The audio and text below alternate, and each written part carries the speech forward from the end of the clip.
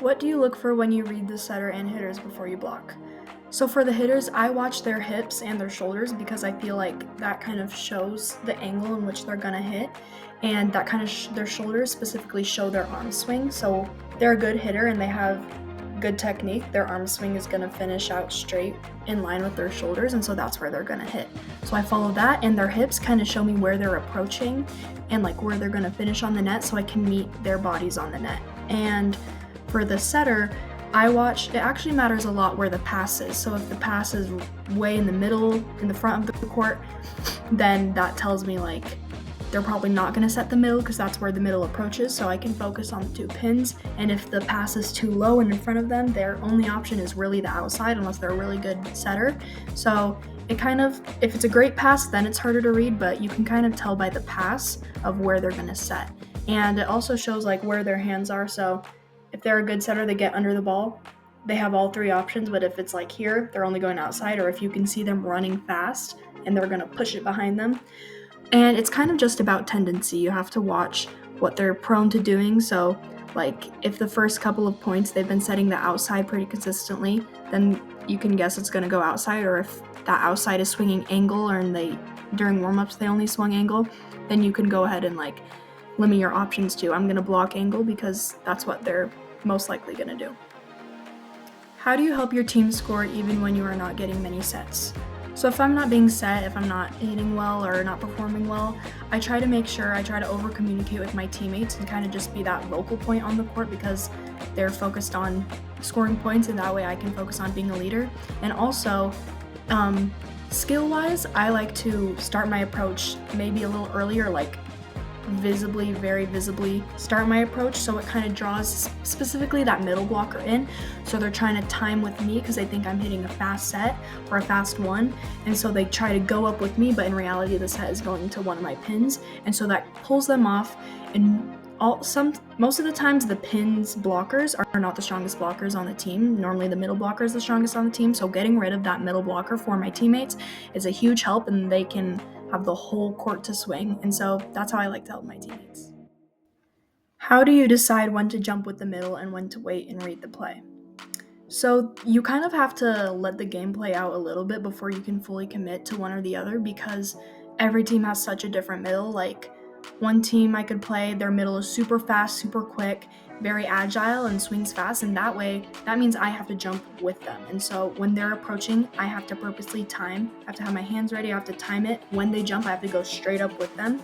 And then based on their tendency, I have to, if they've been swinging left or right or straight in the middle, that's where I'll try to line up. Mostly if I don't know if they're swinging every which way, I try to block straight in the middle, because with my defense, we have 2 back row defenders in the back in the corners, and so our middle is pretty open, so I try to block straight the middle, so that way it goes to the edges, so that way my defenders can pick it up and I can take care of the middle fully, and they don't have to worry about any ball going straight through the middle.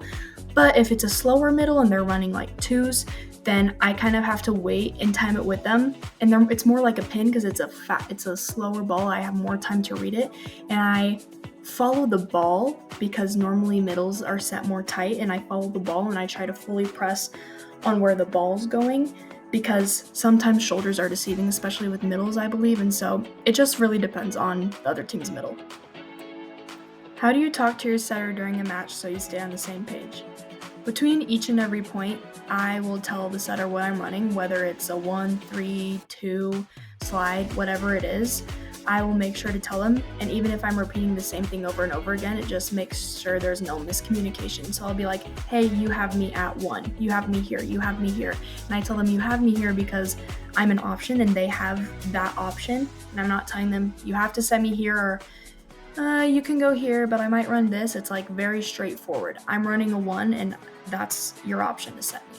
And the same with my pins, they do the same thing. I'm running a shoe, I'm running a 5, so everyone's on the same page. And I don't just communicate with my setters, I communicate with my pins too, because sometimes me and my outside will switch and I'll run a 3 and they'll run a 1. And so everyone has to be on the same track. And even if it seems like it's over communicating between each point, it's not, because it's so imperative that each play, everyone understands what's going on.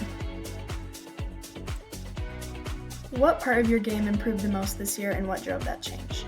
So I would say my hitting has always been improving linearly, and I've always been getting better at that. My vertical has been getting higher. I've always been consistently improving in that.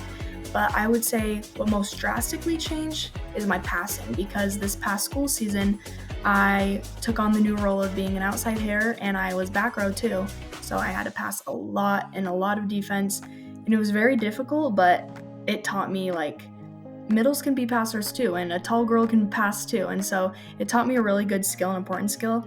And even though not many middle blockers or tall pins think that it's important to know how to pass, it is very important. And I'd say that stepped me up as a hitter, because now I can cover my pins better, I can pass better, and it overall just improved my gameplay. How do you reset after a mistake so the next play is clean?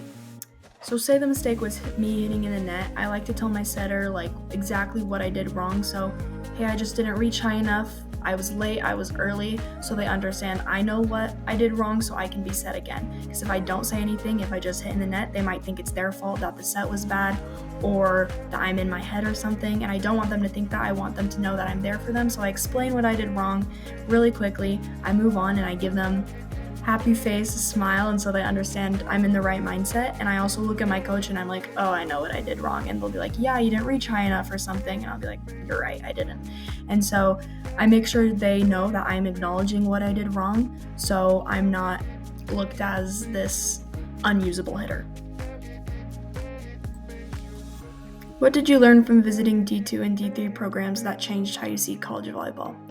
So watching those girls perform at that level was really inspiring, because they treated it very serious and like it was their job rather than just something they do for fun. So watching them perform well and work hard was really cool to see, and it's a lot different from where I am now. And so like some of the girls don't take it as serious at this age and how young we are, but watching them, these adults, it was like their whole life. It was really cool to see. So what I would want a college coach to know about me is that I'm extremely coachable and I love feedback, whether it's positive or negative. I always want to grow and know what I can do to grow and be the best for my team.